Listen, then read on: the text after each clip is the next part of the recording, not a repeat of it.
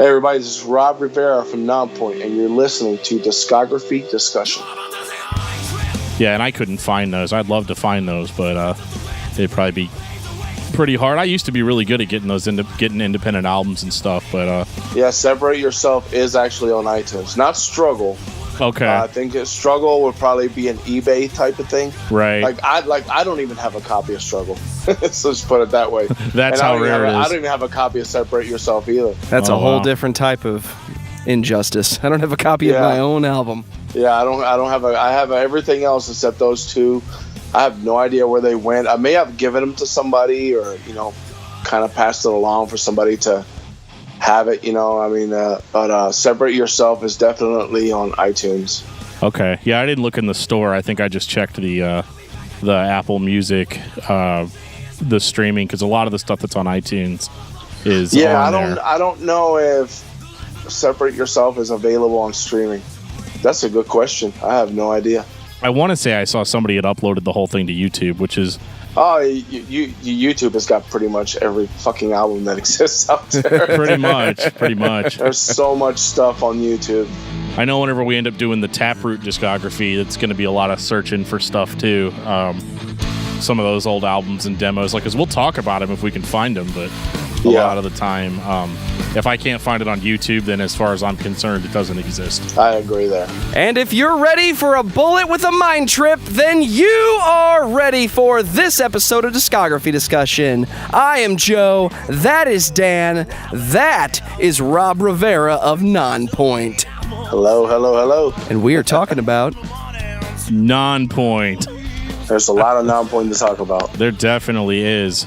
This is definitely one of those discographies that was so large that we took a little bit of extra time to go through. Yeah, 9 records. It's 9 records, right? Yeah, it takes a long time. I mean, every now and again people complain that our podcast is a little bit too long, but it's one of those, man, you talk about 9 or 10 records in less than an hour, like that's hard to do. Agreed.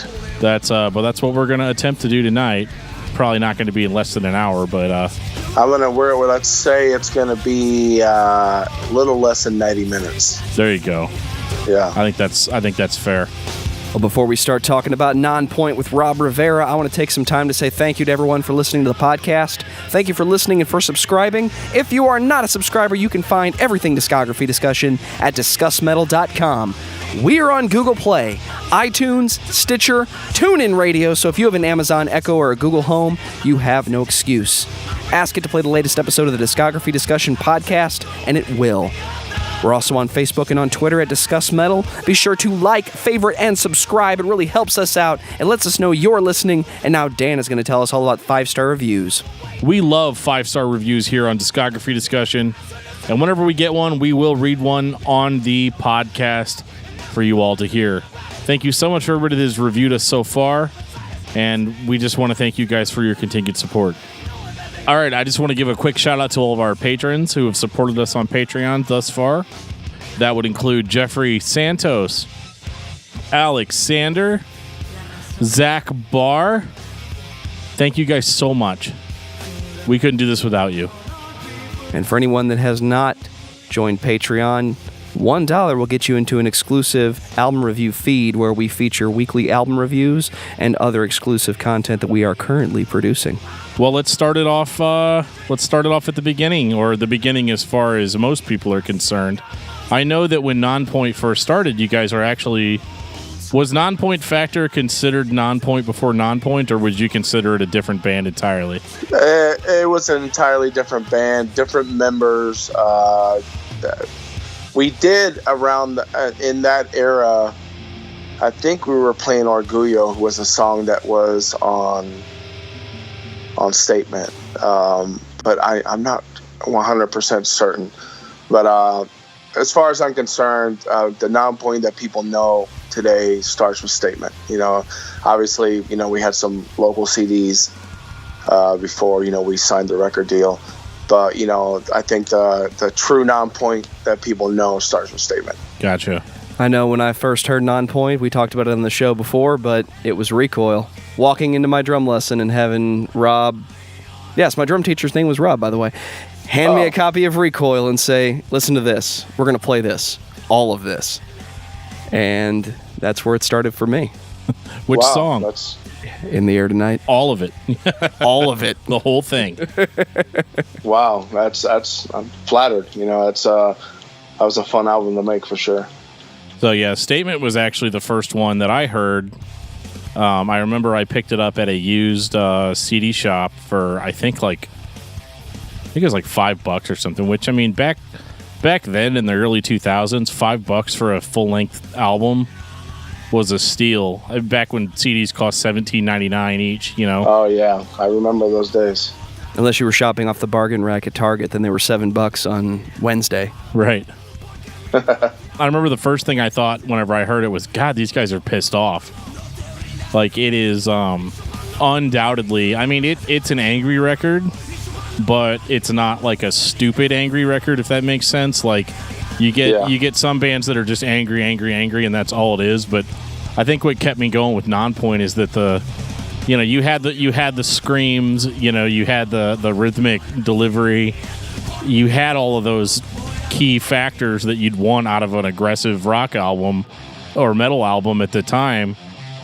But there was a little bit more finesse to it. There was potential for growth there, and that record, still gets played every now and again just for the sheer aggression of it and just kind of the emotional delivery. I think the thing that stood out to me the most on Statement was the vocals, especially, was just that,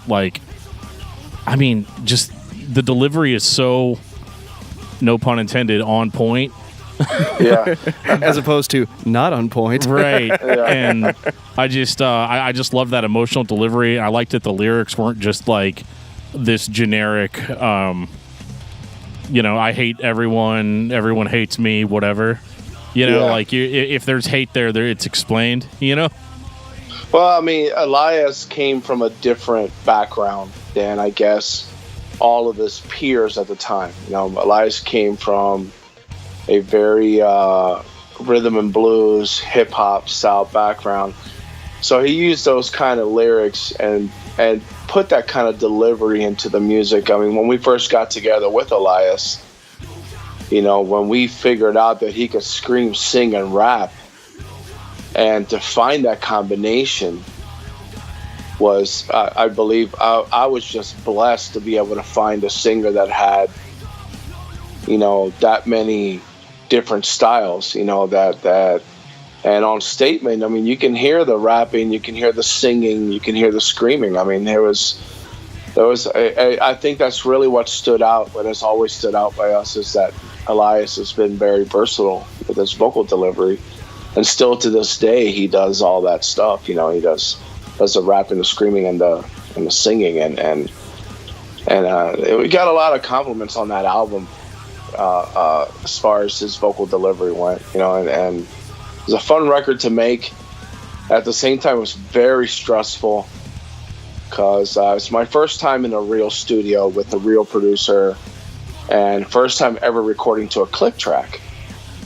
And the previous albums before that, I never recorded to a click track. We had just, me and Andy and Ken, we recorded at Studio 13 in Deerfield Beach, Florida, with our friend Jeremy Staska, and we recorded live, all of us at the same time, and just the instrument part of the stuff Elias would record afterwards. So I got used to the click really, really quickly, but when songs like Mind Trip and Double Stacked and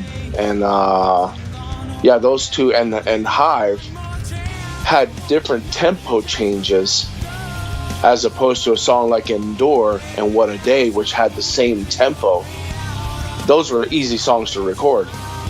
But those other three, goddamn, that was... I broke so many sticks and I screamed so much in that session, because it was, those songs to me did not need a click track. That's just there's a different emotion behind those songs, because we would slow it down, and each bar would slow down, and it's so hard to map out a click to do that. I'm not sure if you're familiar with a click, but when it's a steady click, it's so much easier. you know, and if it's like you have to go from a 4/8 change to a 5/8 change, oh man, it got so stressful for me. and I would tell my producer, you know, it's like, can we record this live? Why does it need to be to a click? I mean, we're a very tight band, but they mapped it out, and honestly, like, still to this day, like especially Mind Trip, I don't feel like it captured what it captured like when we played it live. You know, like it sounds very too mechanical to me. You know, like it just didn't have the vibe that we were hoping. You know, but all in all, I mean, it was the first record. It was really a lot of fun. You know, like I recorded 5 versions of each song. I did that like in a week, and that sounds exhausting. Yeah, it was very exhausting, but I was so excited about doing an album, you know, that I wasn't tired. You know, it was great because I was like, man, I'm making my first actually going to be nationally released album, and it was really a lot of fun. You know, Jason like really worked us hard. We had a lot of battles with him in the studio, because, you know, we wanted things a certain way ourselves. You know, like we had never done everything ourselves up to that time. You know, nobody really told us what to do as far as writing music and stuff. You know, but it was fun, man. It was a lot of fun, and I look back on it and I wish I could have changed things, you know, but at the same time, you know, it exposed us. It got us on killer tours. We had a label that believed in us and spent a lot of money on our band, you know. So I'm blessed and grateful that record was able to come out. Yeah, I mean, it's such an emotional record. I can totally see, you know, that there would have been conflicts, you know, as far as, you know, you guys kind of coming into it and being like, well, these are our songs, and they're very personal, and, you know, we wrote them this specific way. So to have somebody say, well, maybe you should do it this way, or, you know, do it that way.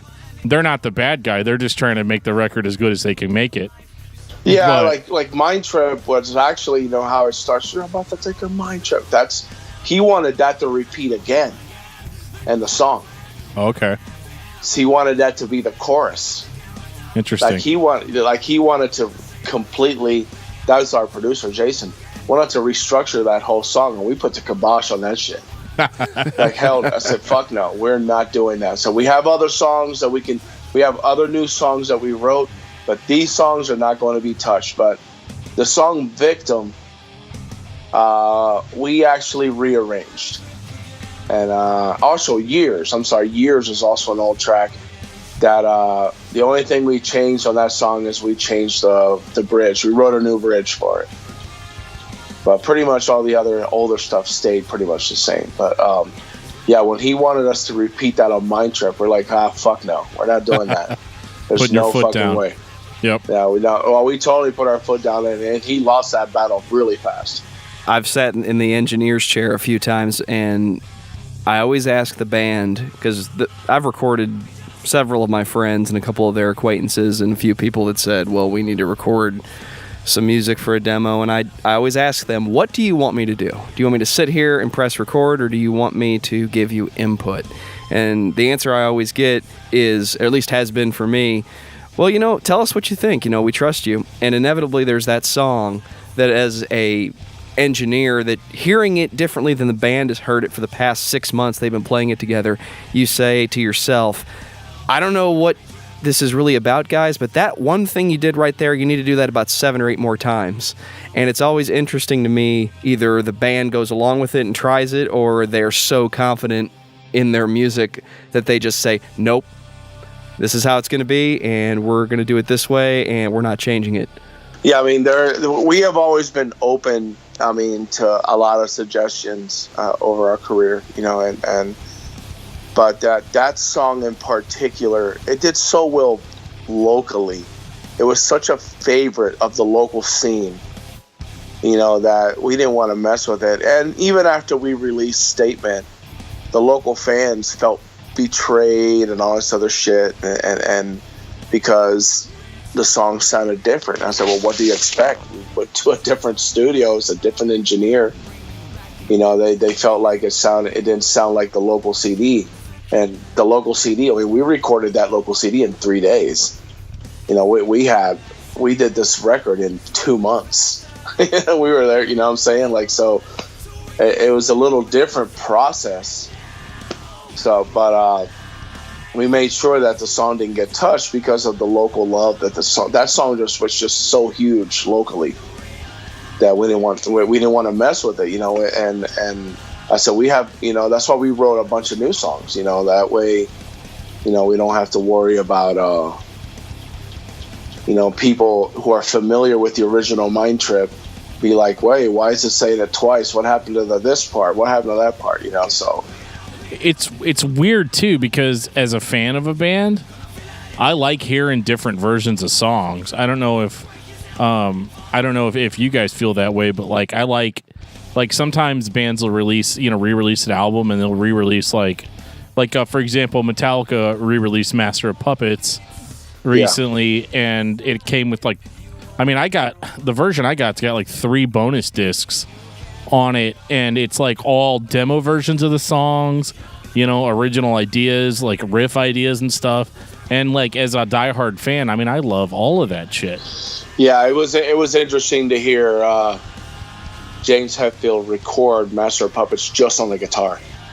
You know, like he was just laying down the ideas, and it was very interesting, like how good it actually sounded too. Yeah, wow, yeah, that shit sounds really good. But yeah, I mean, we try to keep things very, like they say, real on the first album, but we had plenty new songs for the producer to mess around with, you know. So right. Interesting enough, like What a Day, that song originally started with a drum beat, and you know, on the record starts down, starts with that bluesy thing. Well, when that song got to the mixer actually rearranged it. And when we heard it was like, what happened to the drum beat? I said, yeah, it wasn't working. So then when he played it, we're like, okay, that makes sense. You know, like we didn't get upset about that. You know, we weren't like, oh, we want it the way it was or shit like that. You know, he actually made the song better. Right. But that's how we recorded it with the engineer. But the mixer guy was the one that changed the song. Whenever a change like that gets made, did you guys like conform to that? Like if a song got rearranged, did you guys conform it to that standard live so that the fans would recognize it from the record, or did you play it the original way you had intended it?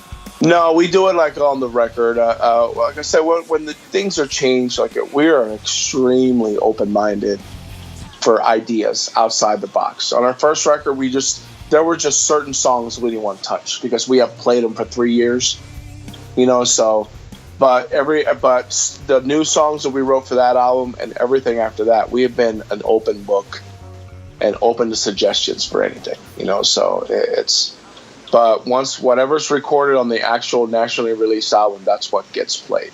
We don't mess around with the arrangement or anything like that. So now this Statement was a pretty huge record. For you guys, as far as, so I mean, I guess going from being a band that, you know, hadn't really, I mean, had you guys toured internationally prior to that, or No, not at all. We were just playing like South and Central Florida. That's it. We didn't really play. Our first gig out of the state was like in Mississippi. It was right after we recorded the album, you know, like we recorded the album like in March of 2000. And then July of 2000 is when we started doing shows, you know, like out of state. We did like 2 or 3 shows out of state, you know, kind of get the ball rolling little by little. But no, we hadn't played anything out of the state of Florida, or even we had stopped at Central Florida. We hadn't gone anywhere north of Orlando in our career, like before we got signed. So that was a pretty big deal for you guys then. Yeah, it was. I mean, it was cool. I mean, when MCA sat us down to give us a deal, Hans Haydel, our A&R guy, the guy who signed us, he sat us down at Cheesecake Factory. We had this dinner with him. I think it was lunch or dinner. I don't remember. But he said, we're gonna buy you a van and trailer. We're gonna put you on the road for 18 months, and that's exactly what we did. Wow. We did like I think like almost 300 shows in 18 months. That's crazy. Yeah, it's pretty crazy. I couldn't even imagine that. I mean, I remember Joe and I played music for a while when we were younger, and I mean, even whenever we would go and play shows out of town, like little festivals and stuff, like I remember being like, dude, there's no way I could do this, you know, for 18 months or for, you know, like. There's a certain mentality, and you physically and mentally, you have to be, those two things have to be 100%. Otherwise, you can't do it. You know, and we've been lucky, you know, that we're physically and mentally we're strong when it comes to that. You know, we've been a very we've been a touring band, basically. People know that we tour hard and long, but it takes a certain mentality, a certain frame of mind to do something like that. Yeah, for sure. Because I mean, by the time 2002 rolls around, you guys have gone, you know, completely to a new level as a band, which is where we end up with Development. Okay, with Development, in 2001, around our first headlining tour, right after the Ozfest, we did our first headlining tour ever with Switched, Reveille, and Darwin's Waiting Room. And on the way to our first gig, we stopped in Nashville, Tennessee. MCA bought us a Pro Tools rig. And oh, wow. And a guy, we went there and a guy was teaching us how to use it. We installed all that stuff in the back of the bus and start writing our second record on the road. That's why they bought us a Pro Tools rig, so we can start writing. They wanted us, as soon as we were done recording, to go right into the studio and record the second record. So basically, we wrote all these songs on an Elisa's drum machine, like just programming drums and recording all these demos in the back lounge of the bus. And I think we finished the tour with Fuel and Seven Dust. This is after 18 months and like almost 300 shows of touring. 3 days later, we're in pre-production for our second record. That's crazy, because I was going to ask you that. I was like, because you went on tour after Statement for 18 months, and we got Development in 2002. And I was like, damn, I mean, they had to have been writing some of that stuff while on tour. We started writing that stuff. That's the thing, like, people say, a lot of people like that record. Me, I'm not a fan of it. And I'll tell you why. Because we wrote it in the back of the bus. And we really didn't have any time to take those songs and work them, you know, like play them and rehearse them. And like, you know, you understand what I'm saying? Like, it was so hard to go. I mean, 3 days fucking later, we were in pre-production for the fucking album. After 18, like, I am totally not even decompressed from tour. I'm still like just so tired and out of it. I'm in there trying to play drums. And then this is in December of 2001. So like, we drove all the way from St. Paul, Minnesota to Florida on the bus. And we're fucking 3 days later, right there in the rehearsal room. And we're like, oh my God, can we relax? Can we just take this rest of December off? You know, that's what I wanted. Right. To take the holiday, you know, to be home for the holidays and take time off for the holidays. How does that work? Are you all sitting in the back with acoustics playing together, trying to put the songs together, or is one person taking turns on the Pro Tools? Well, Andy was the Pro Tools guy. He had his guitar, and he was, you know, playing through a pod, and he had his, you know, he had an electric guitar back there. He had his Ernie Ball, and our bassist was back there. I was programming drums with Andy, and then Elias would sing. You know, he'd do it would be part by part, like, you know, how you do a record. But, and we wrote, I think, 12 songs back there in 6 months. And we didn't write anything extra or nothing. Those are the 12 songs that we wrote. Those are the ones that went on. Whatever's on the record is what we wrote. I don't even think we made an extra song. And the thing is, like, we didn't really get to work. I mean, there's some real nice gems. Like, I love Your Signs. I love Excessive Reaction. The song Hams, I think it's an epic style track. But there were others that just we didn't get the time to really work those songs. It was like we just put part by part, boom, done. It's like we never got to the point where, like, do we really like this riff? Do we really like this melody? Do we like this arrangement? It's like we didn't get to work that time. So basically, this is what happened. We're going in there. I think we did 2 weeks of pre-production. We take a break for Christmas, and at the beginning of January, we're in the studio recording this stuff. Like, it's no time at all to decompress, to sit back. I did the record. I recorded the drums in 3 days, and I think that record was released in June of 2002. Yeah. So it's like, basically came home, pre-production, record the album. From the time I came home, 6 months later, we had a new record on the shelves. Like, I would have at least liked to have waited like at least a year, to write stuff and to really, and I think that the good thing about that record is we got to work with Bob Clearmountain, who he mixed the album. He did like Born in the USA by Bruce Springsteen. He's like done all these huge records. So that was the really good thing about that album.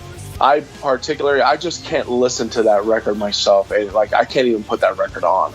It's definitely the most different Nonpoint record out there.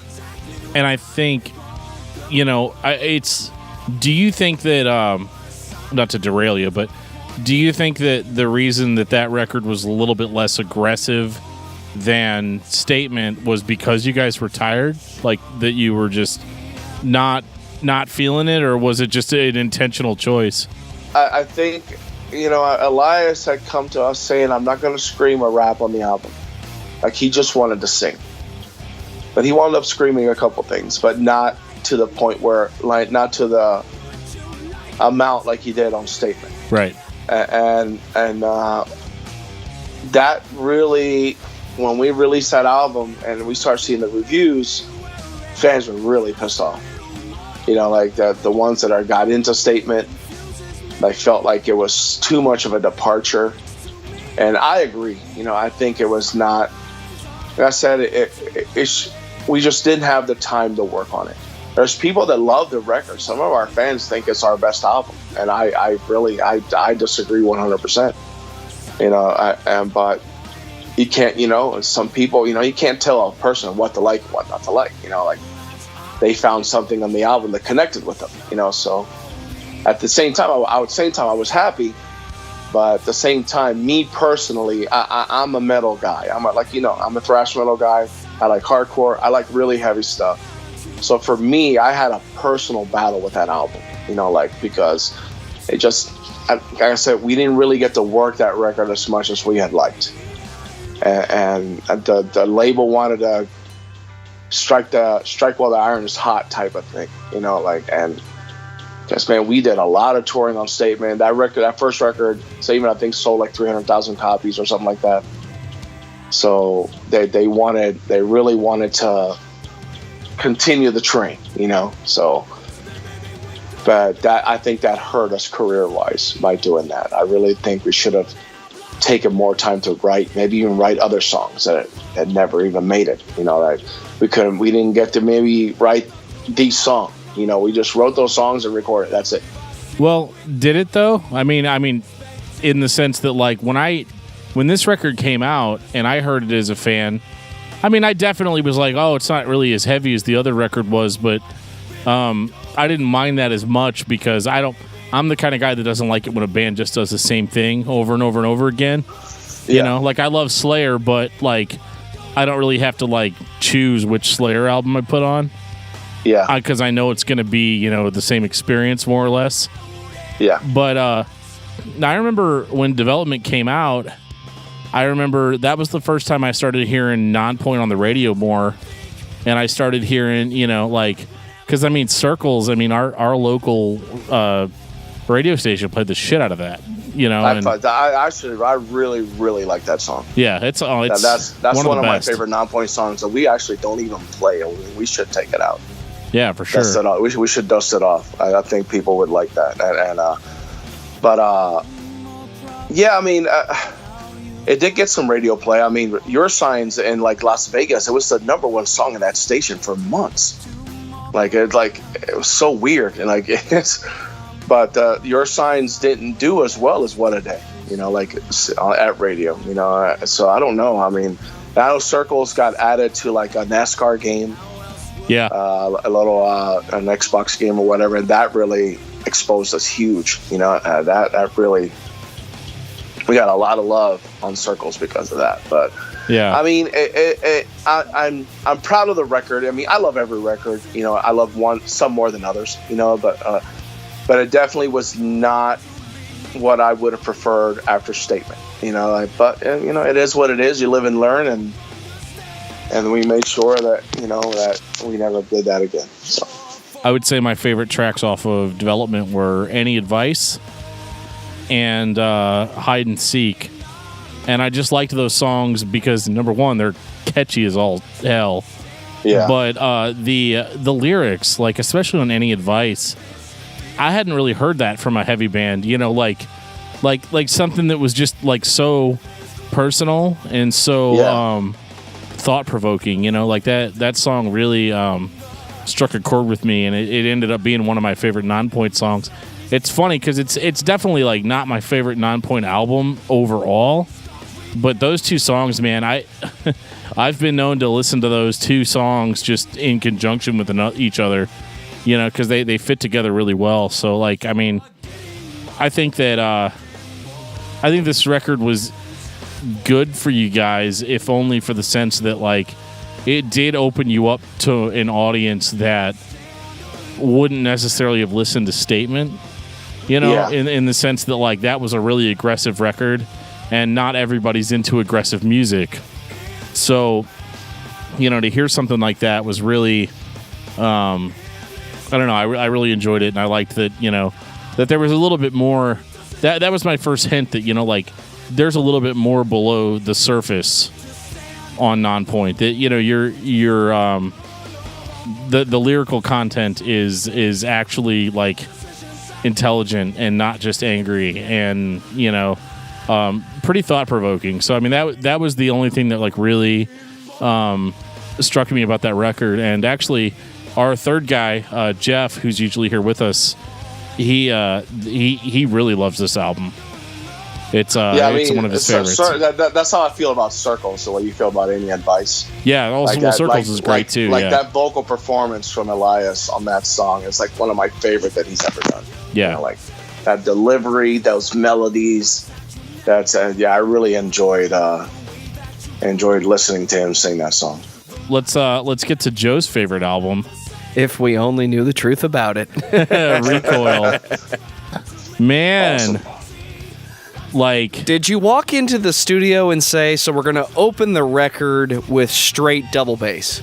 It wasn't the plan. I mean, The Truth was the first song that we wrote for that record. We had actually been dropped from MCA. When we were writing that album, we did not have a deal at all. We were at Beeler Brothers Studios for almost a year writing that record. We were in limbo, pretty much. We didn't know what we were doing, record deal wise. But we just kept writing. We started writing at our old buddy Jeff, who used to be in a band called Simple Kill out of Florida. They had a warehouse, so all those guys worked during the day, and rehearsed at night. So he said, hey, so we moved in and we rehearsed during the day every day, since basically our job was Nonpoint. So we didn't want to we were every day we get together 5 days a week, and take the weekends off, but 5 days a week we were writing in there. And then we moved into Beeler Brothers Studio and just kept writing, and we were writing and recording that album. But when we wrote that song, The Same, I mean, when I heard the riff, that part, I said, well, this calls for a double bass, because something about development that I did not talk about was the engineer, the producer was the same guy from the first record. Banned all double bass from that record. What? Like, he didn't want anything. I got to do it on Circles, but he did not want any double bass. Like, he actually gave me 2 CDs to listen to. I already had them, but he gave me AC/DC Highway to Hell and AC/DC Back in Black. So that's why that record has more of a groove, more like straightforward stuff. Because, I mean, AC/DC is pretty straightforward, you know. So, but on this next record, you know, we're like, fuck it, you know, we're going to do whatever we want. And when that song was written, you know, it's like, okay, so I think we need a fill to start it, which is why the record starts with the drum fill. But, you know, that song was incredibly difficult to play because of how long the double bass is. And to keep it that consistent. We actually played it last year. The year before last. On one of our last tours, we busted it out.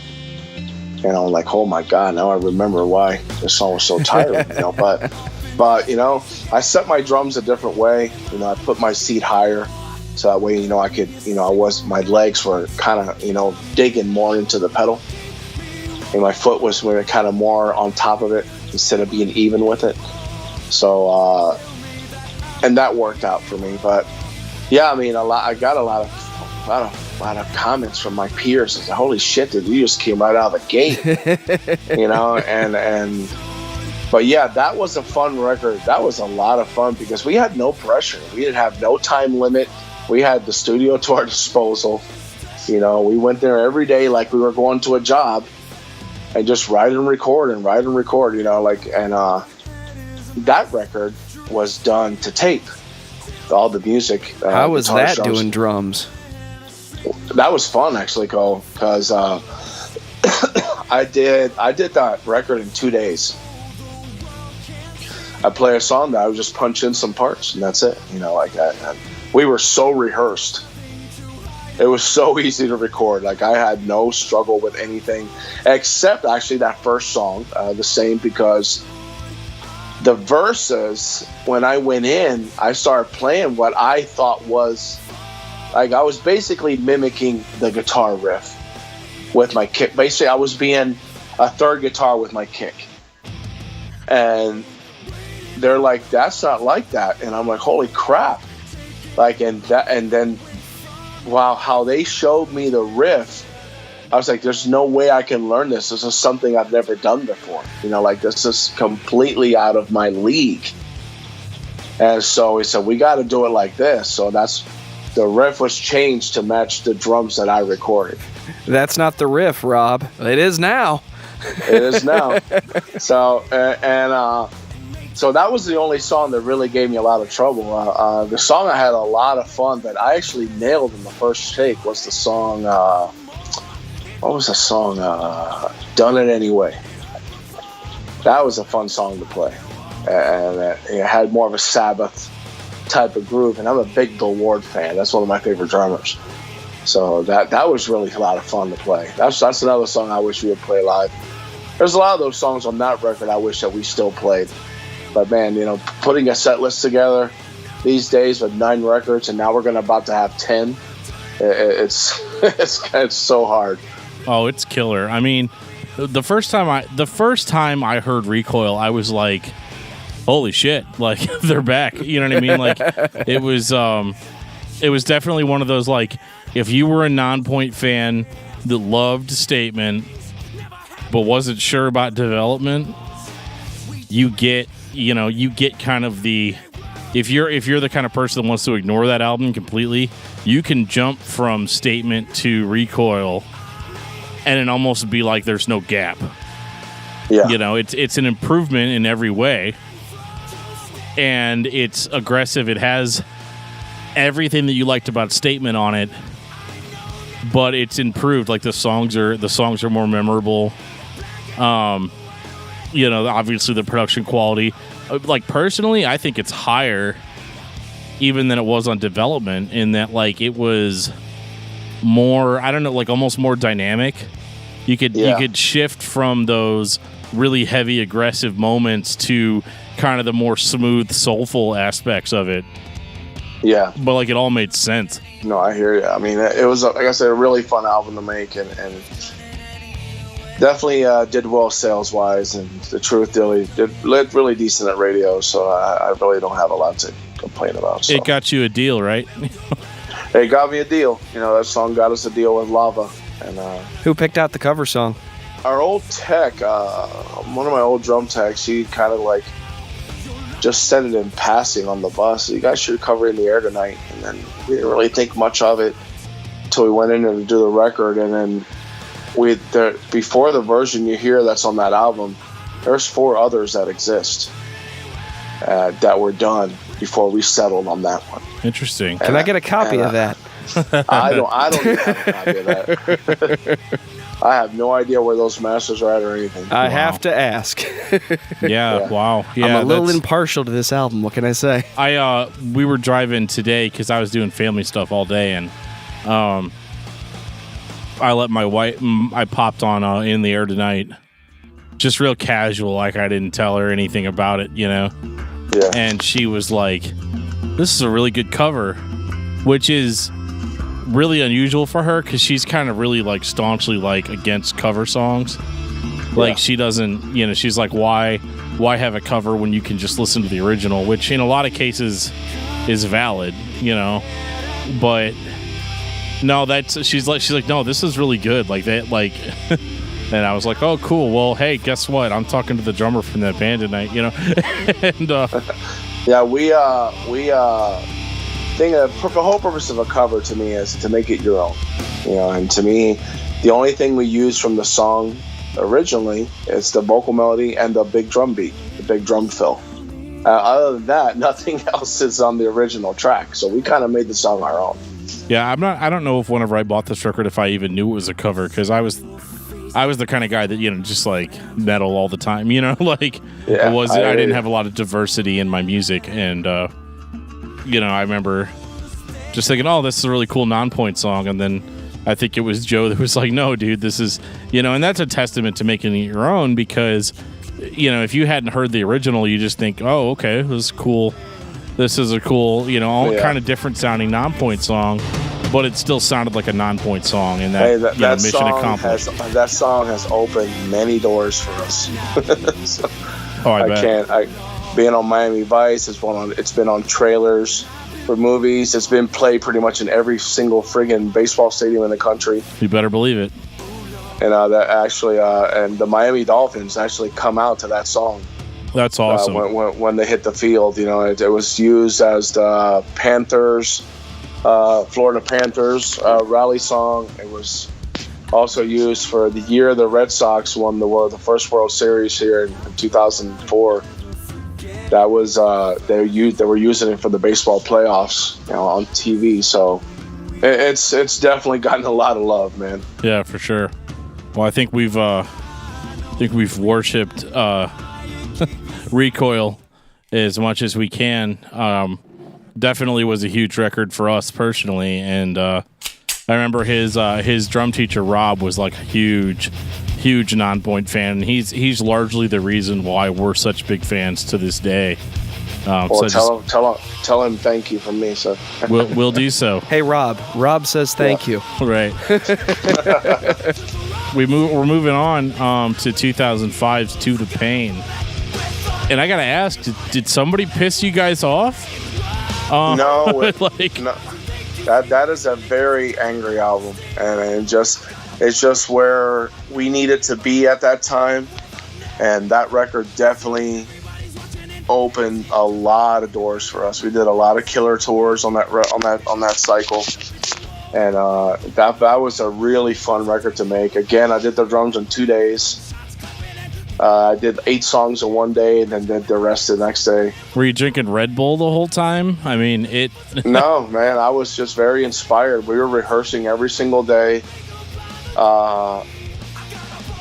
We wrote the record in a room. Did no Pro Tools and all that stuff.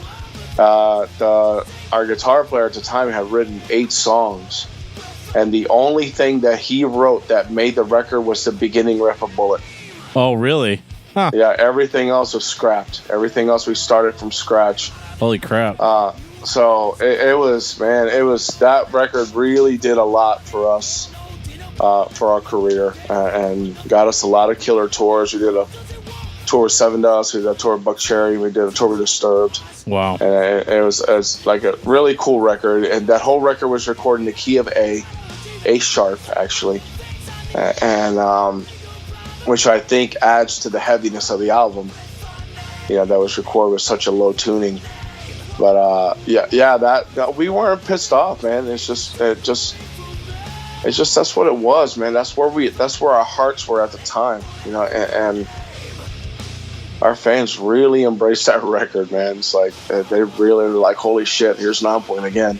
Yeah, I was totally on board because, I mean, at that time, 2005, that was kind of your rise of metalcore, like Hatebreed was blowing up and As I Lay Dying and stuff like that. Like those really heavy bands is what people were really into. And then I remember like hearing this Nonpoint record and thinking like, oh, well, they play kind of the older style that was popular a few years ago, and then I hear this record, and I'm like, the shit, like, yeah. I mean, they're not pulling any punches on this record. I mean, it is a bastard of heaviness. You know what I mean? Like that album is definitely my favorite Nonpoint album, that we've ever done. And it was just a special time. It was just that record was just released at the right time, and it did so much for us. Bullet did so well at radio. Oh my god! Still to this day, as we play that song live, people go fucking crazy. I lost my job this year in March, and I remember after I signed like the paperwork or whatever, you're like, you're not working here anymore, dude. I drove home and listened to Bullet with the Name the entire time on repeat. Like it was, I was pissed off, and it was a perfect song to deal with that anger, and I remember thinking, like, I called Joe, I was like, we really need to do an On Point episode here pretty soon, and done. I am happily reemployed now, but yeah, like it was definitely a rough time, and it's cool because like I listen to a lot of like really aggressive shit, but like there's just something about that record that just rings true because like I like heavy music for sure, like 100%. But there's something about heavy music that sounds sincere. Yeah. That carries a lot further than stuff that's heavy just because it's that style. Oh no, it's definitely in my top 5 Nonpoint songs for sure. And depending on how mad I am that day, like it could be number 1. That record definitely did a lot for our career. Yeah, I could see it, because it's hard. I think it's hard to stay relevant, because I mean the music scene had obviously changed significantly since Statement, and yeah, totally.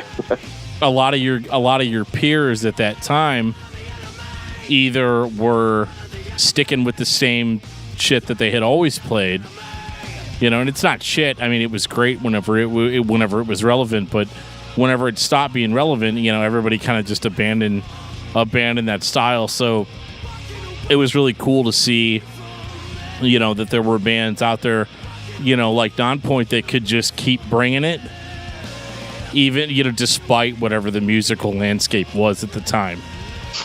Yeah. And I thought that, that record definitely is like really high marks for me, for sure.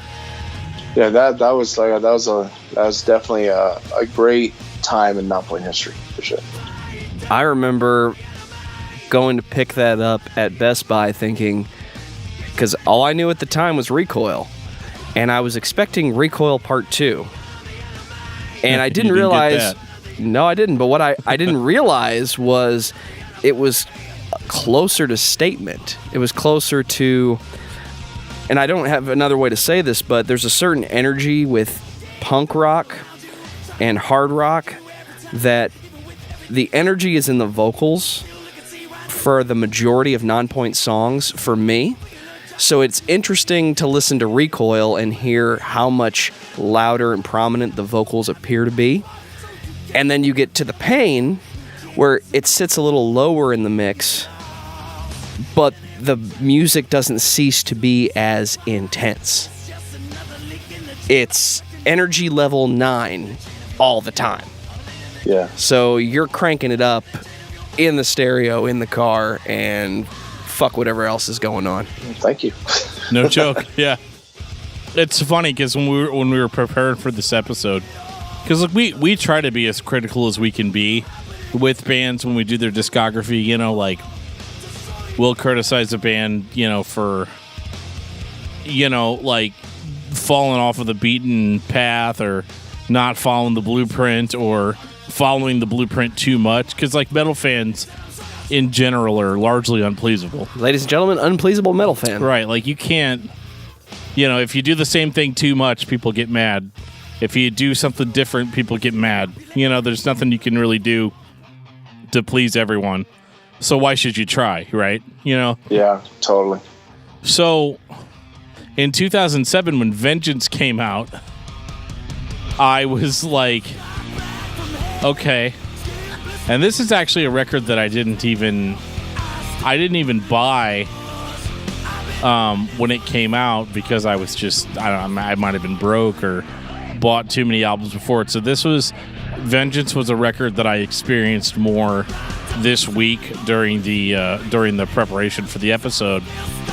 And I was surprised at just how like different it was, because I mean I think it would have been really easy for you guys at that point to just go all heavy the whole time.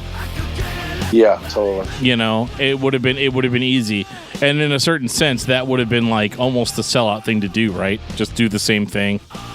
You know, it's just we've never. I mean, one thing I can say that if you listen to Statement, Development, Recoil, To the Pain, and Vengeance, sometimes it's hard to believe that it's the same band. Absolutely. You know, every single record we have tried to be different. You know, because I just think that why repeat what, you know, it makes no sense to repeat. It works for some bands, you know, like in some bands but to me it doesn't work. You know, I don't think that's the way we should do things. And that's why, like, when people listen to Nonpoint, they're never going to get the same record twice. You know, that's historically all of our albums are exactly that. You're definitely not going to get our the same record twice. Now, as far as Vengeance goes, that's another record that I'm not a fan of. I think there was a lot of turmoil in the band at that time, you know, and it reflected on the writing. And there was a lot of times when our guitar player at the time wasn't even there. You know, like I wrote the majority of that album, like musically. Musically, I wrote a lot of the guitar on that record. I'd say maybe 70% of that record I wrote. And with Elias, you know, just me and him in the room, you know, like, and, you know, but there are definitely some good songs on that record. I like a lot of the songs. What I really detest on that album is the production. I do not enjoy the production on that record. I think it's recorded. It sounds very thin. It's just, I don't like the cover of the album. You know, I didn't like the cartoon with thing, the cartoon, you know? Yeah, caricatures. I mean, it was fun to see. It was cool to see me with a bat and whatever. You know, as a cartoon character, it was fun to see. But I definitely don't enjoy. I don't enjoy that record. I don't listen to that record. We only play one song off that album. It's Hands Off. I was going to say that's actually one of the best songs on the record. Yeah, that's the song that we play on the album. Gets people going. They really enjoy the song, you know. But as far as other songs on the record, we haven't played any of those songs in a while. But the recording of it, I just don't like the production of it. I think it was very mediocre, and it could have been done better, you know. It was definitely not the record to release after releasing a record like To the Pain. To the Pain, that was such a difficult record to follow. You know, but like I said, at that time, we were all to the Pain. We were really into it, and during Vengeance, so it was just a lot of turmoil there. And you know, that was the last record with the original lineup, you know, that we had, and so that's not even a record that I even enjoy really, honestly talking about. You know, I don't really talk much about it, but live and learn. Like to me, like I think, once we get to the other records, I'll actually tell you my opinion. But all right. Let me ask you this, and if you don't want to answer, that's okay. Okay. I have this observation for records that were released between 2006 and 2009, and I always wonder what your perspective would be. Did the recording process change in those years? What I mean by that is Godsmack put a record out, Korn had just put an album out, your album came out, there's several mid to underground bands that kind of release these thin sounding metal albums, and I've only ever been able to figure out that they must have been done in studios that had just gotten the ability to record digitally, or in larger studios that had Studio B that had a new Pro Tools rig. And I think a lot of the records that were being put out were either the exact opposite of what they were doing 2 years prior, or they just hadn't figured out yet how to master digital recording. Well, here's the thing. The first 5 albums were all recorded on the same console. And the only thing that changed was, Pro Tools upgraded. Like you get Pro Tools 1, Pro Tools 2, Pro Tools 3, whatever. We recorded our Statement album on Pro Tools 1. It's like on the very first version of Pro Tools. Ground level, yeah. Yeah, everything was slow as fuck and all that stuff, but computer would crash every like 45 minutes or something. Quantize? What the fuck does that mean? There was no quantize back then. There was beat detector. Right. Oh, wow.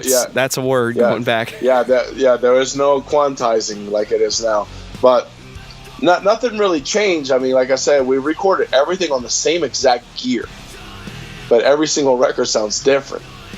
And but the only thing that changed is that same gear was, my manager bought all that gear and moved it it was the same gear, but it was in 2 different studios.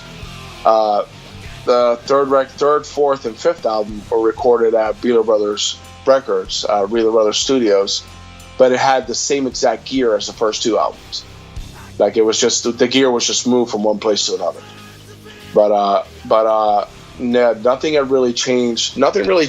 I mean, engineer-wise, the first 2 albums was engineered by Keith Rose, and the third record was engineered by Jason, our manager at the time. And then the last 2, the second, the third, fourth, and fifth, were engineered by my guitar player and by this guy named what's his name, Matt LaPlante.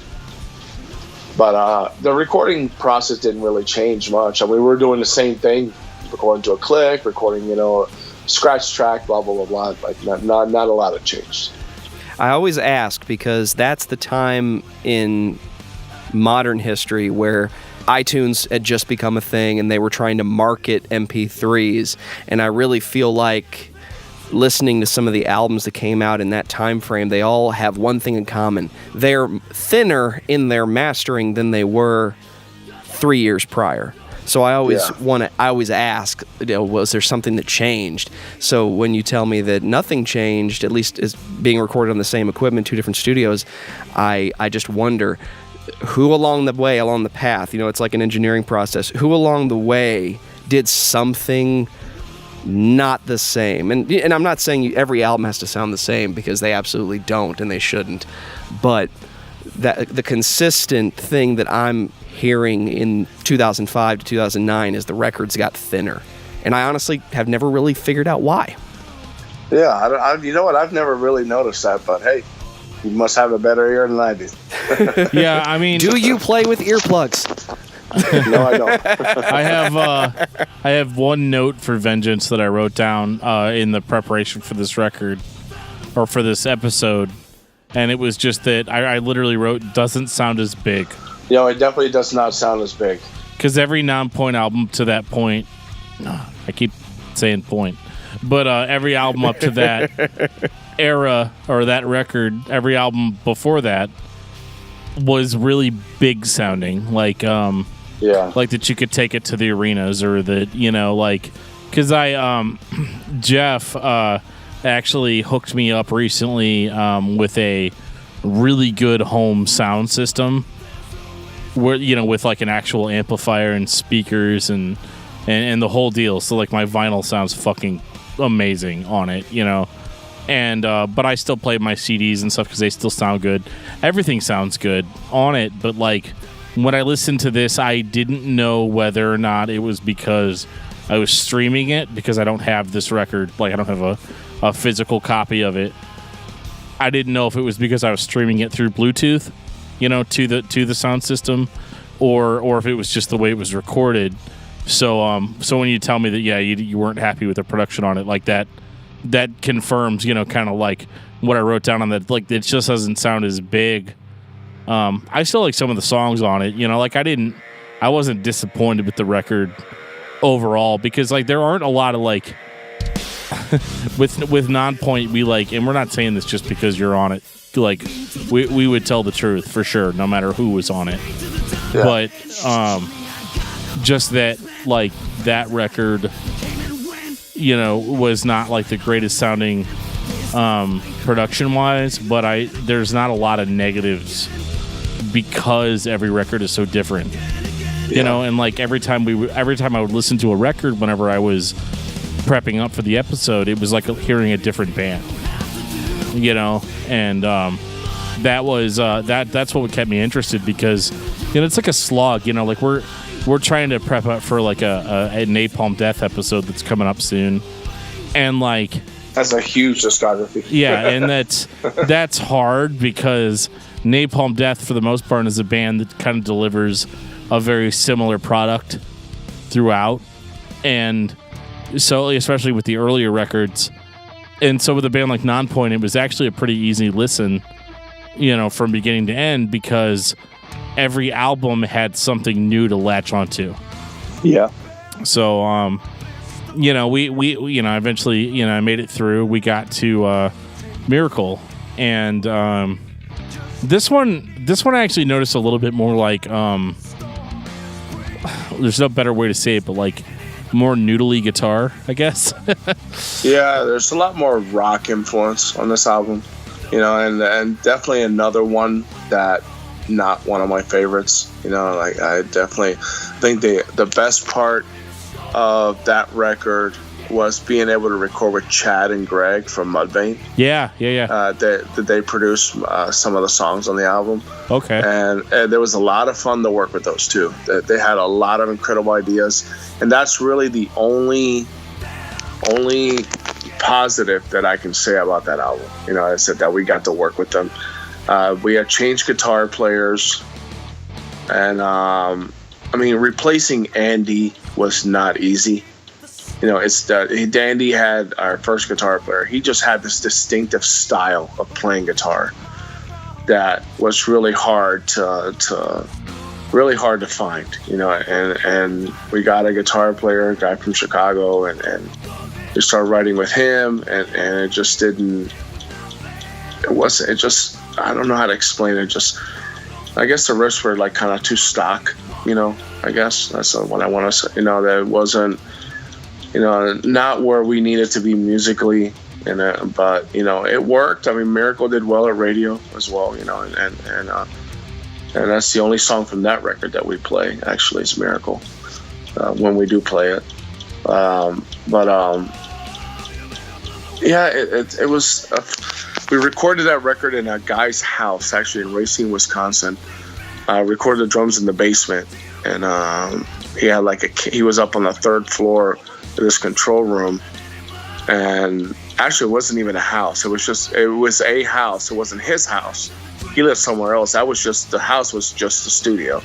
It's like in the middle of a neighborhood, kind of like, but it was fun. It was a fun record to do. I recorded those drums in 9 hours. Holy shit. So I recorded all the drums in 9 hours. When I mean that 9 hours, that's the amount of time that I actually took to play on the record was 9 hours. Wow. It's not like I did it in days. I did it I think 3 days was 3 hours each day. So basically 9 hours I recorded. And There's some cool parts on that album. To me, what I was going to explain earlier, that personally myself, I wish I could take the best songs from Development, the best songs from Vengeance, and the best songs from Miracle and make one record. Yeah. You know, and to me, that would be then another, I think it would be another killer Nonpoint album, you know, if we did that. Yeah. Which songs would you pick? Well, from Development, I'd pick Excessive Reaction, Circles, Your Signs, and I think that's it from that record. And then on, what was the next one? Vengeance, I'd pick Hands Off, Witness, and God, I'm trying to remember, I don't remember the titles of these songs. That's all right. And the song Vengeance, I like that song too. And on Miracle, I would pick Dangerous Waters, which I wrote that song. Actually, it was a lot of fun to write. A lot of double bass on that song. Electricity and Shadow. And then I would make that one Nonpoint album. What would you call that record, Rob? I don't know. The Miracle of Vengeance. Yeah, we'll make a playlist of that. Yeah. Listen to that. Yeah, the Miracle of a Developmental Vengeance or something. Something like that. I don't know. Actually, I would call it Dangerous Waters. Okay. Dangerous cool. Waters. Yeah. That was Dangerous Waters, you know. But you know, I'm not to diss those albums. It's just, I think, like I said, those albums were kind of rushed. And just, you know, like, I think just bands, I think, you know, musicians are their own worst critic, you know, and it's just, you know, I wish things had turned out differently when we recorded those records, you know, basically. But I would call it the rock, well, you know, the hard rock era of Nonpoint. Yeah. Because, I mean, I think up to that point, I would have called Nonpoint a metal band, you know? Yeah, I mean, we like I said, you know, we're at the mercy of the guitar player that we had, you know, and like I said, him and Andy had two very different styles. You know, so I mean, we got what we got, you know. Objectively, when you look at it, it's like there's nothing wrong with it. But if you're a metal fan, there might be things that you can't take away from it. Whereas if you're a hard rock fan, though, you're kind of in Nirvana, right? Like, not the band Nirvana, but just the state of mind, you know? Well, actually, I would add, for Miracle, I would add the song Lucky 13 to the last song on the record. I like that song a lot.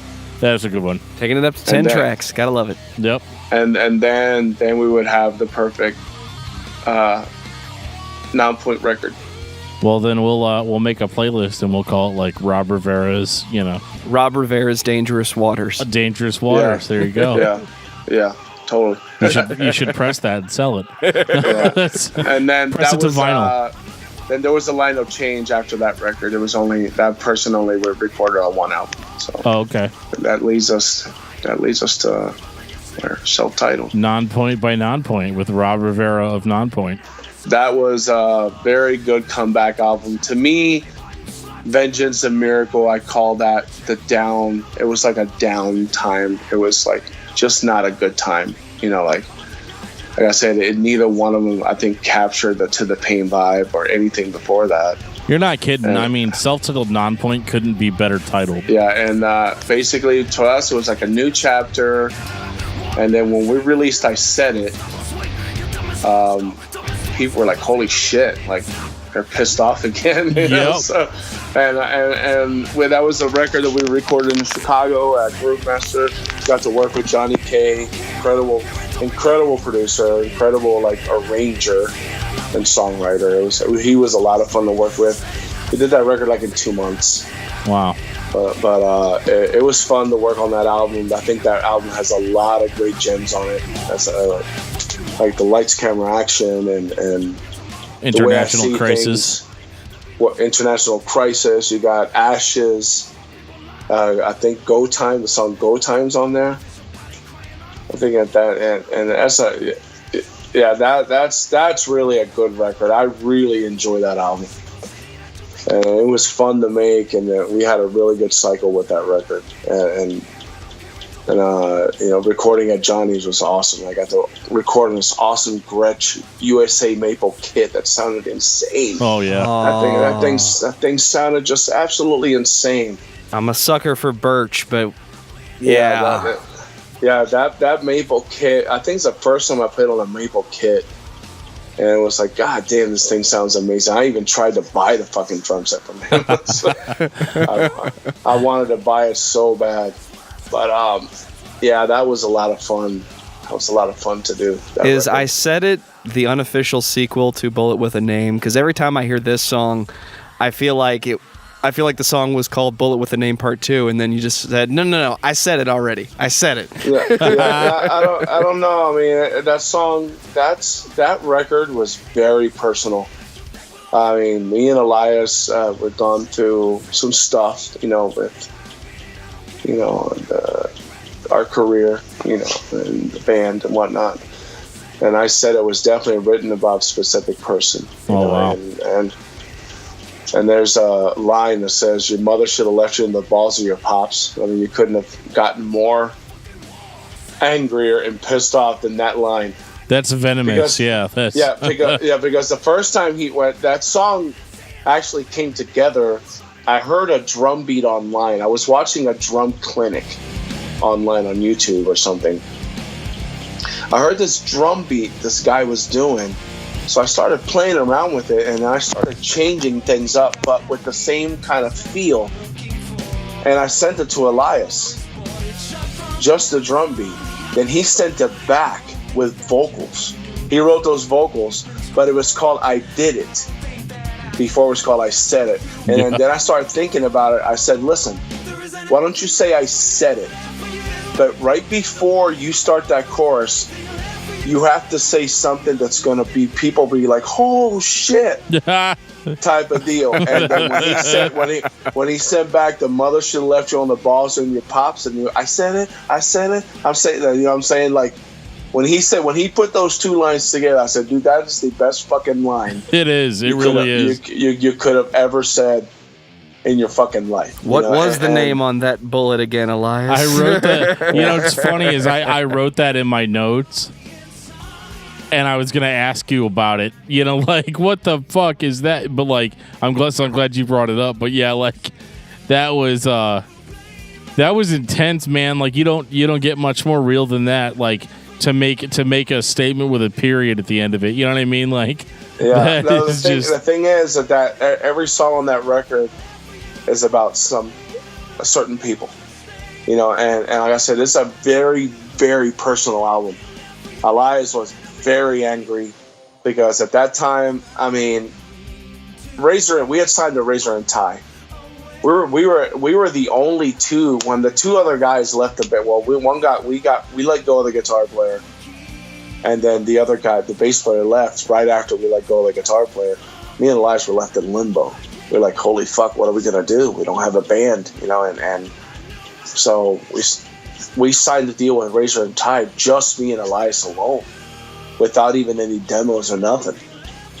And when we started writing those songs, and he started writing those lyrics, he started to remember all these things that led to where we were at that point in time. And that's some of the most personal lyrics. Like I always tell Elias, I text him when we talk about new songs, I said, my favorite Elias is the one that's pissed off.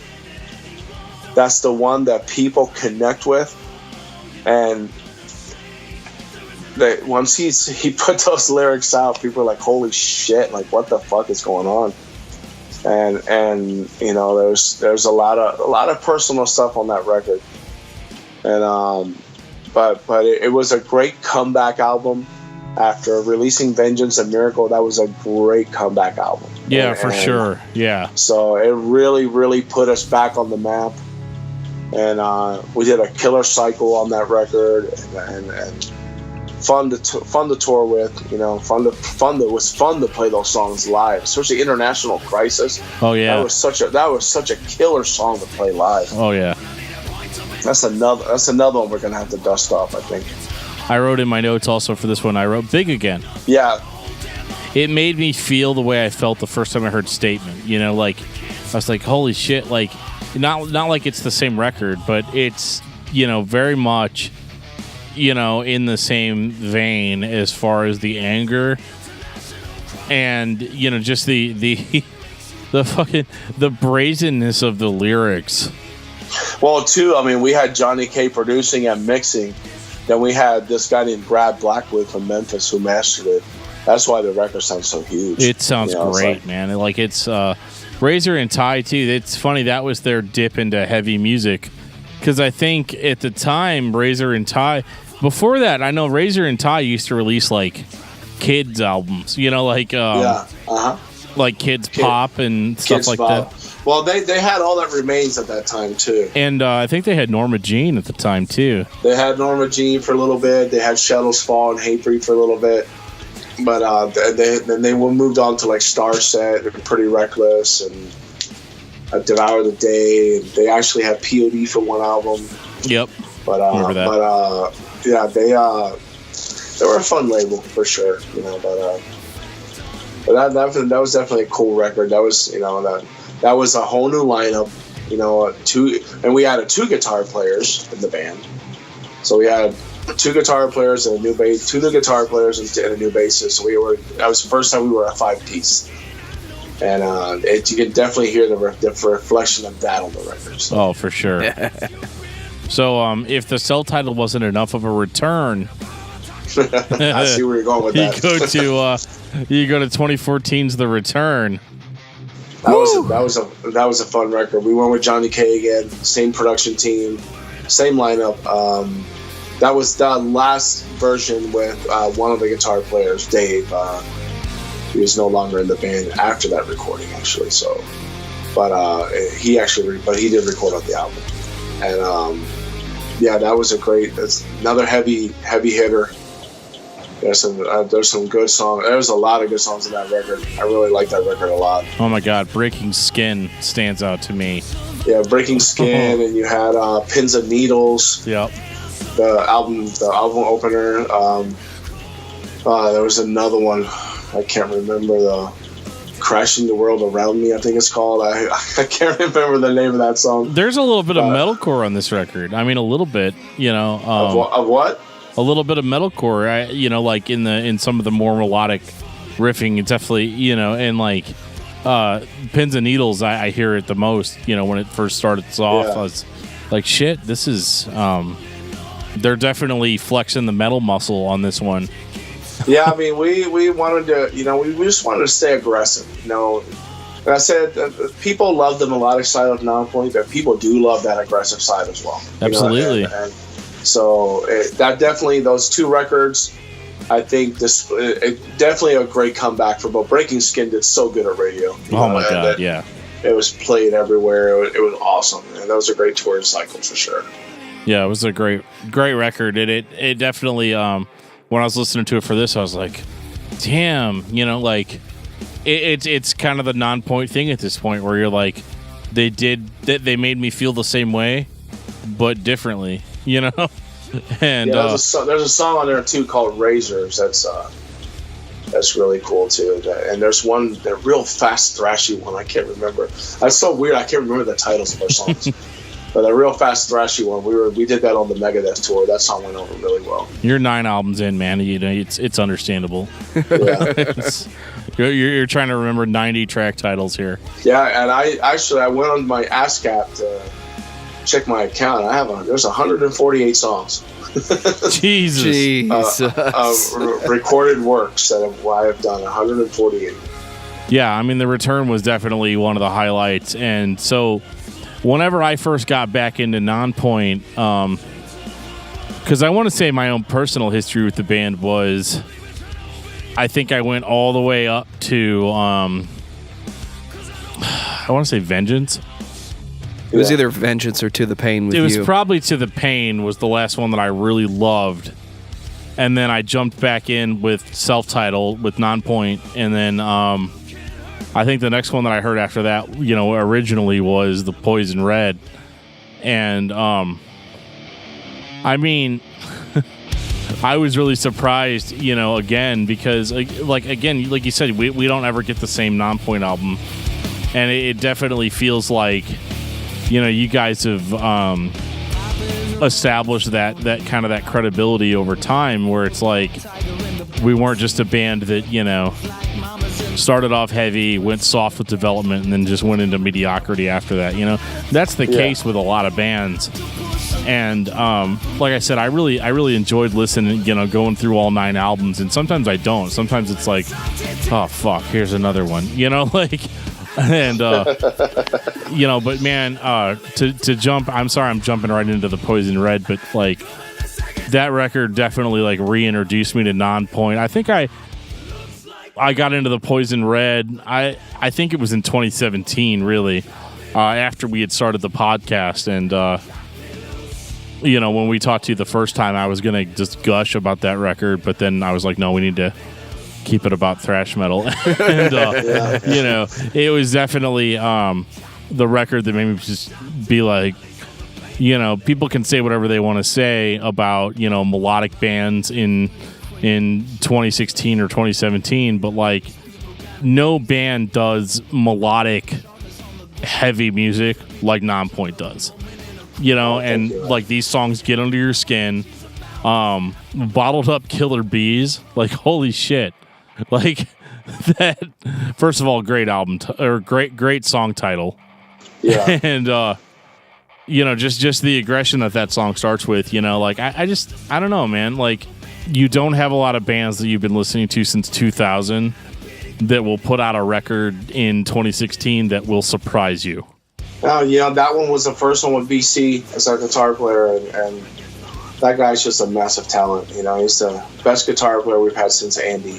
And no disrespect to the other two. It's just he comes more from our school of thinking, and we have a lot of the same influences, and he was in the band Switched that opened up for us in 2001. So we've known BC for a long time, and when the opportunity came, and we've been actually hunting him down since our first guitar player left. We were trying to get him in the band since that time, but there was always something in the way, or some scheduling, or he was already in another band, but they once we started writing for the record and writing with him, man, he brought just this energy, and he brought the songs like Divide and Conquer Them and Generation Idiot and and Standing in the Flesh and all these songs. Like, it's like, man, these are sick ass tracks, and my personal favorite on that album is Last Dying Breath. I mean, that's to me the perfect Nonpoint track. We played that on our last tour now, and it was just so awesome. It goes over well, so amazing. Gives it all the cool slow stuff and how it stops in certain parts, and that was a really fun album. That's probably my best recording experience, aside from this last record that we just did, was the Poison Red. Which it was such a great time. It was just killer time. Be honest. Do you invite someone to join the band, or is it like us underground bands where we just call up the next person we know that can play guitar and say, just come hang out with us and jam and see what happens? Once you're doing the Poison Red, are you bringing somebody in because they fit the role, or is it different? Well, we already knew with BC because we knew his style. Like I said, we grew up with the same in the same era. We both came out pretty much at the same time. His old band Switched and us came around the same time. He's been a massive Nonpoint fan and a fan of my first guitar player since we toured together. So he does Andy's music. He does it incredibly amazing. He does it really good justice to it. He plays it pretty much almost as authentic. Like, I can close my eyes and I think it's Andy in the room. It sounds so authentic the way he plays. They're both very blues-based influenced guitar players. So it worked out. I mean, we didn't even have to audition the guy.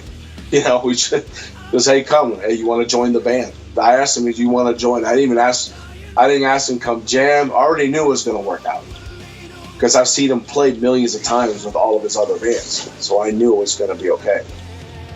But it was a lot of fun, man. It's been a lot of fun though to write and record with him. That guy's got endless fucking ideas. It's insane.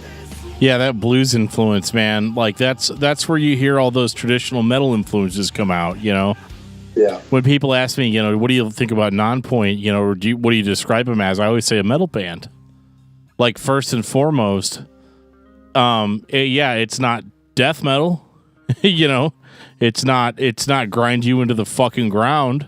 I think when people ask me, I mean, we have influences of hard rock, metal, thrash, hardcore, and blues. Basically, I'm the hardcore thrash guy, and hip hop, and Elias and Rashid are hip hop, but I am also a metal guy, and I like the blues. BC loves the blues, loves metal, and he loves bands like Gojira. You know, and he likes this new band called like Night Versus. Oh yeah, Night Versus is awesome. You know, like and we listen to like Animals as Leaders. You know, and we listen to Deftones. We listen to Mastodon. You know, we listen to I listen to old school, like, you know, I listen to old school stuff like Anthrax, Metallica, Slayer. You know, and we just mold all that stuff. My singer listens to At the Drive-In, Deftones, Circa Survive, but he also likes Drake. And he likes Biggie Smalls. He likes Jay-Z.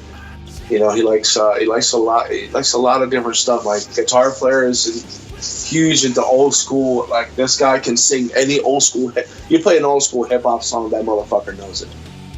Like, he just knows everything about hip hop. You know, I believe it. And but he also likes, you know, he likes metal. You know, he likes Metallica. You know, he likes Deftones. He likes, you know, and we all listen to Killswitch, you know, Lamb of God, you know, Chimera, you know, we like all these bands, you know, that's I think that the cool thing about Nonpoint is if you listen to all our records, you're going to hear all those influences on every single album. There's like on the first record, there's a song called Hive on there. There's a part that there's a complete New York hardcore ripoff drum beat and guitar riff. You know, and people fans that listen to have no idea, and many don't know about New York hardcore. They're not thinking about Biohazard. Yeah, look when they're listening to it. They're not thinking about Biohazard. When I wrote that part, I was thinking about Biohazard, Sick of It All, Agnostic Front, Chromax. That's what I was listening to when I wrote that part. You know, simple hardcore beats, but, you know, like aggressive, you know, and so I think that's been the beauty of our band. People have labeled us as this new metal thing for years, and that's fine. I don't care. Of course, there's a guy rapping in the band. He's got to be new metal. You know? New metal may be on the first couple records, but... Yeah, but, I mean, I don't even think, like, there's no way you can even classify as new metal in development. There's not one single rap on that song. No, yeah, you're right. You're right. It's completely melodic album. Like, he didn't start rapping again till Bullet with a Name. Like, from Statement and those two records in between and To the Pain, there was Development and Statement out of Recoil did not have any rapping on them at all. There was a song called The Truth was inspired by Killswitch Engage. You know, there's no rapping on that record. So it's when people throw us into that thing, not realizing how deep it doesn't, honestly, the new metal tag does not bother me at all. If you want to call me that, if that's what you think of us, I don't care. It doesn't bother me.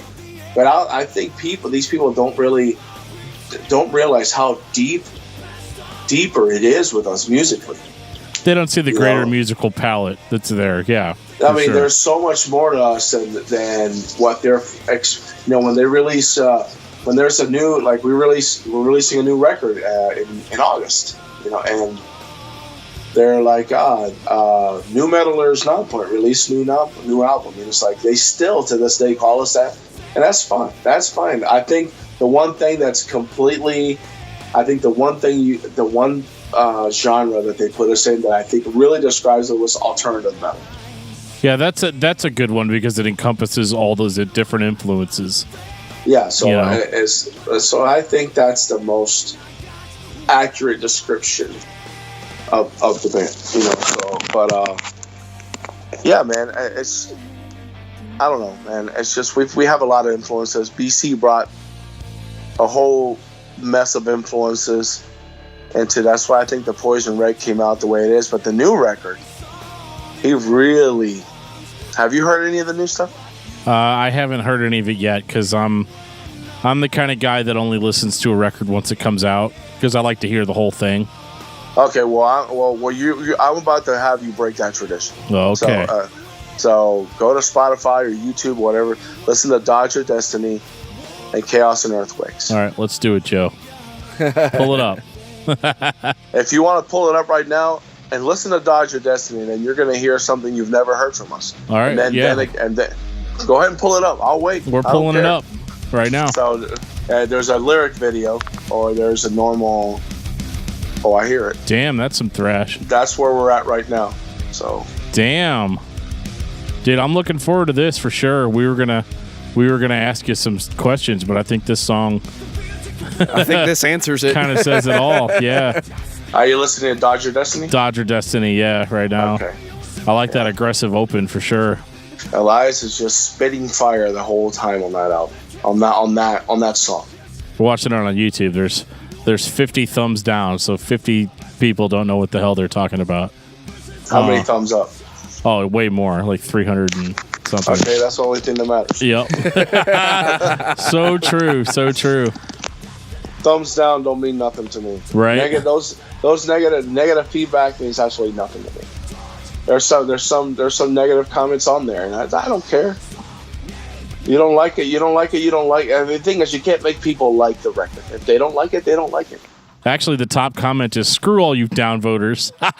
That's awesome. We'll probably when this drops. When does it drop, in August? August 24th. August. Oh my God, that's right before. We'll be listening to that in the car, going down to Nashville for Rock N Pod 2018. Yeah, there's a podcast expo in Nashville that we're going to. Wow. That's awesome. And so yeah, we'll be listening to this on the way down. Where are you based out of? St. Louis. Oh, okay, St. Louis. We're actually playing. Yeah, we're playing St. Louis, I think.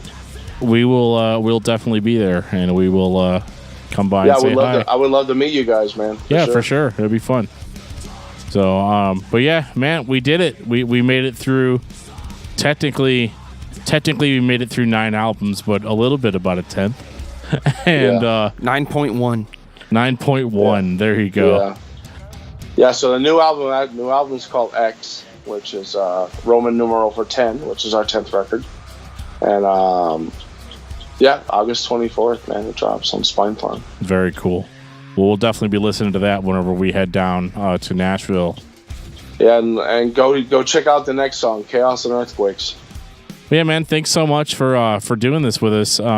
We don't really get a chance, to sit down and get kind of the real scoop behind every album. A lot of it is just our opinions and just our conjectures of what we think is going on behind the scenes.